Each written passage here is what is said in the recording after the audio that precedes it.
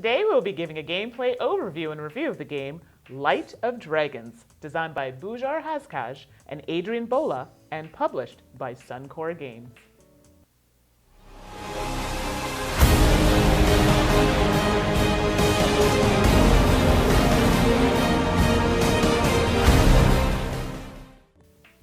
Hello everyone and welcome to another episode with To Die For Games. I'm Mandi, the board gaming pinup girl.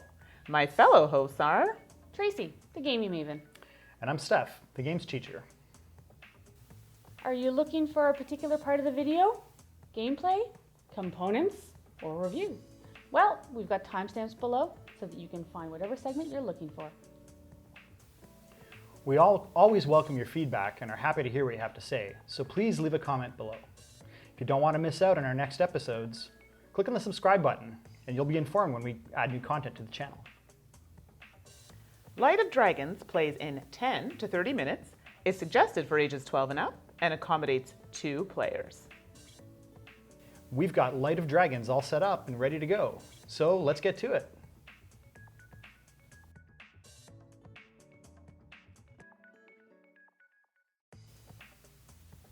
Objective.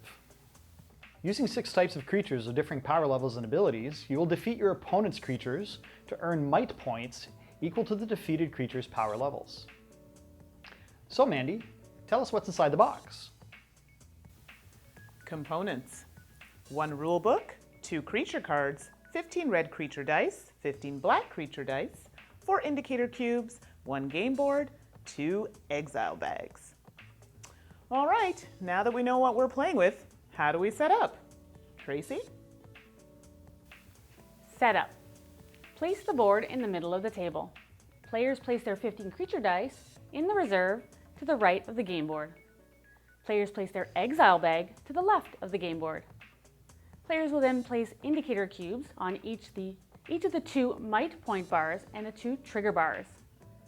Roll a die to determine the start player with the highest roll playing first. Each player places a number of creature dice with a total of 10 power levels in their own supply zone. For example, 1 creature die of power level 5, 1 die of power level 3, and another die of power level 2. So now that we're all set up, how do we play? Stephane? Gameplay. On their turn, players will play one of 4 standard actions per round. 1. Movement. Move a single creature die 1 space either horizontally or vertically to an unoccupied space. Note that some creatures have special movement rules that differ from this standard move. 2. Attack. To trigger an attack, move one of your creature dice onto a space occupied by an enemy creature die of lower power level.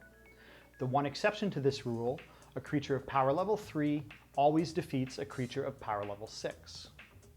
The defeated creature die is placed into that player's exile bag. The victor receives might points equal to the power level of the defeated creature. If the defeated creature is in the opponent's half of the game board, the victor receives the field bonus as additional might points. 3. Raise level. You can increase the power level of the chosen creature die by 1. 4. Cast a spell. Use the chosen creature's spell. Spells which use reserve dice can only be cast if there are enough dice left in your reserve. Some spells will use the trigger bar to indicate their strength or other effects. In addition to the 4 standard actions, some creatures have special abilities which are passive and can affect both players. But what are the creature powers? Mandi?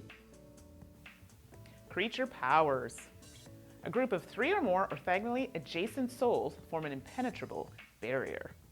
Ghosts always move 2 spaces in a straight line and can move through creatures. They also have a lifesteal ability, which decreases by 1 the power level of any creature they move through. When a ghost is defeated, the winning creature is cursed and loses 2 power levels. A dragon warrior can split itself into 3 souls, provided there are enough reserve dice. Also, dragon warriors can defeat light dragons. A blood mage can use up as many reserve dice as the number of blood mages that player controls to increase the power level of other creatures that many times plus 1. For example, if a player controls 3 blood mages, they can spend 3 reserve dice placing them in their exile bag in order to increase other creatures a total of 4 power levels. Fire basilisks move and attack diagonally. They also get 1 additional movement or attack in the same turn for each creature they defeat. Light dragons can split themselves into 2 dragon warriors. You also gain an additional might point for each additional light dragon you control more than your opponent. So how does the game end? Tracy?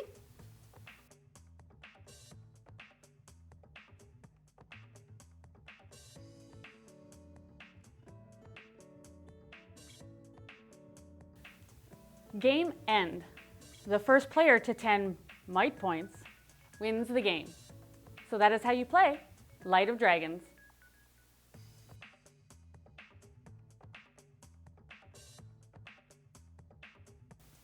So now we're ready to give a review of Lights of Dragons. So guys, what did you think? I like the custom dice. That's definitely one of the first things I'm going to say. I know we're going to talk about those in components, but I still like them. I enjoyed the gameplay. There was some simple generally it worked well. There were some issues with the rules not being 100% clear. That might have been a lost in translation thing. I think the game originated somewhere in Europe. Yes. But other than that, the gameplay was good. Yeah, I enjoyed this as well. This is definitely one I could see playing during my lunches, during work, and I think it would work out really well. Very interesting. So let's start with artwork and theme. The board is actually neat because even though it's fairly subtle in its colors, it's kind of got a nice little landscape. It almost looks like a battlefield. So Yeah. That's really cool. Yeah, other than the minimal artwork on the board, there's really not much there. The custom dice are nice, but that's more of a components thing. So yeah, artwork and theme. I guess there is some good theme elements in the rule book. So Right. if you look at the rule book, and the artwork in the rule book is quite nice. Right, and I definitely would agree with what you're saying there. It's very basic. That's not a bad thing necessarily. There have been a few games that I have overlooked, such as Concordia, which I looked at the board and went, it's kind of boring. And it's a good game. Exactly. It's a great game, excuse me. It's a great game.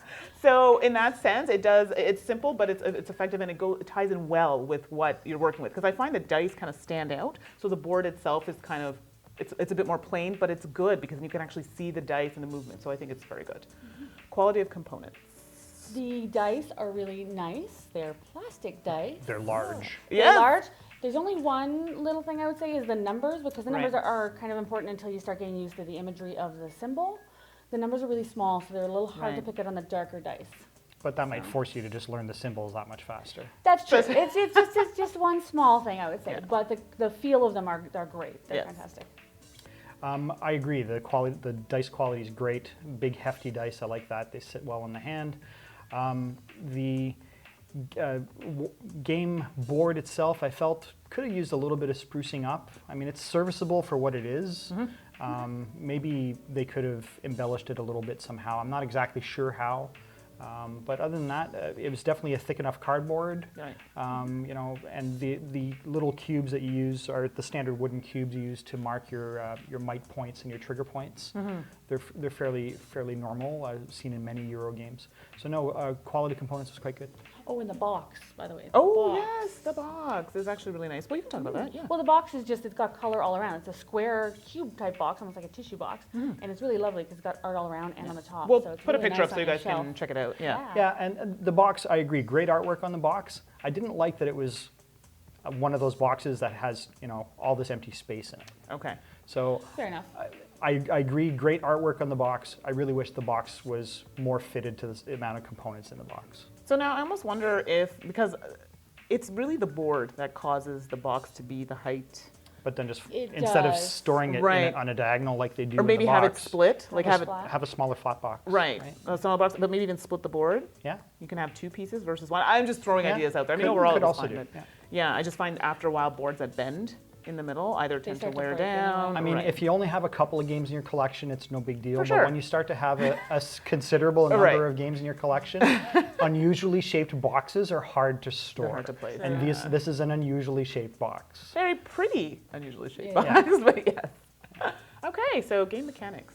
What do we think? The game mechanics are really neat in that the dice, like the biggest mechanic I like is the upgrading feature. Yes. Where you can upgrade your dice because you're fighting your opponent, so you need to have a higher valued dice than the person, or equal to or higher than the person you're fighting. So how do you do that if you have fixed... Strictly higher. Strictly higher. Okay, thank you. Thank you. Your opponent has to be lower powered than you. Lower. Right. Okay. So basically, if you're fighting them and you kind of, you start your dice with only 3 and you don't upgrade, and you're like, well, what do? I don't have strong enough dice. So that's really cool. For me, one thing that I didn't like about the game mechanics was the trigger points. I felt that they were not useful or not immediately apparently useful. So I never wound up using them in the games that I played.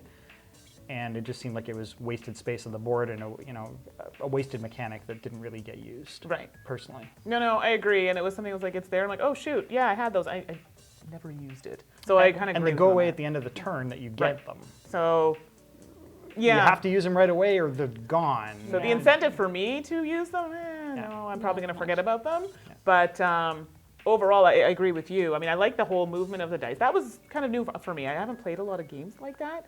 And I like the fact that you can upgrade and change them into something else. So it just makes it a bit more exciting. So I don't know, maybe I'm easily excitable. I don't know, but I enjoyed that. Similar games. Onitama is probably a very recent one that a lot of people know because it's a player versus player, a lot of thinking ahead.